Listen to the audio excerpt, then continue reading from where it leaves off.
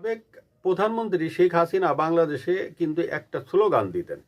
সেই স্লোগানটা সাধারণত দিতেন হিন্দু বৌদ্ধ খ্রিস্টানদের যে উৎসবগুলো হতো, যেমন খ্রিস্টানদের বড়দিন, বৌদ্ধদের মাঘী পূর্ণিমা এবং হিন্দুদের দুর্গা উৎসব।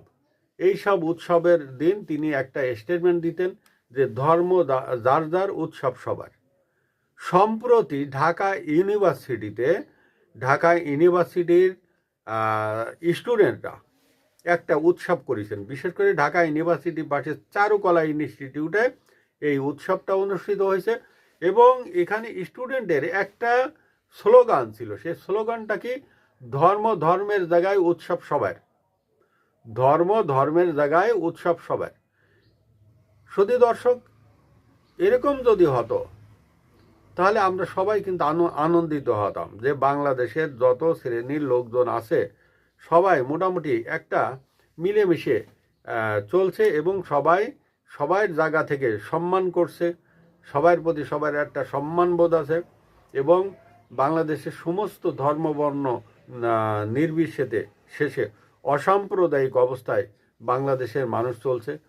তাহলে ভালো হতো, কারণ আমরা গত ইন্টারিম সরকার অর্থাৎ একজন নোবেল জয়ীর শাসন আমলে দেখেছি দেশটা মানে একটা মব এবং সন্ত্রাসীর রাষ্ট্রে পরিণত হয়েছিল এবং অনেক হিন্দু লোককে মেরে ফেলা হয়েছে, হিন্দুদের ঘর বাড়িতে ভাঙচুর করা হয়েছে, আগুন দিয়ে ধরাই দেওয়া হয়েছে এবং অনেক হিন্দুকে মেরে তাকে গাছের সাথে ঝুলায় তারপরে পুড়াই দেওয়া হয়েছে। এই ধরনের কাজ কারবার হয়েছে। কিন্তু আমাদের সেই উপদেষ্টা, সেই নোবেল জয়ী, সেই বিখ্যাত ব্যক্তি যিনি এই সন্ত্রাস এবং মবের জনক, আর তিনি চুপচাপ করে থাকছিলেন, তিনি কোনো কথা বলেননি। তবে ঢাকা ইউনিভার্সিটির এই সম্প্রতি যে অনুষ্ঠানগুলো হলো, এই অনুষ্ঠানটা সবারই নজর কেড়েছে এবং এই স্টুডেন্টদের ভিতরে যদি এই ধরনের মন মানসিকতা আবার নতুন করে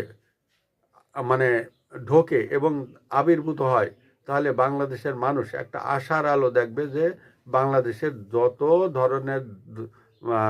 যত ধর্মের লোক আছে সবাই মিলেমিশে অসাম্প্রদায়িক অবস্থার মধ্যে সবাই কাটাচ্ছে এবং সবাইকে সহযোগিতা করছে, ভালোভাবে চলছে। এটা একটা ভবিষ্যতের জন্য, এটা বাংলাদেশের জন্য এবং আগামী প্রজন্মের জন্য এটা একটা সুখবর।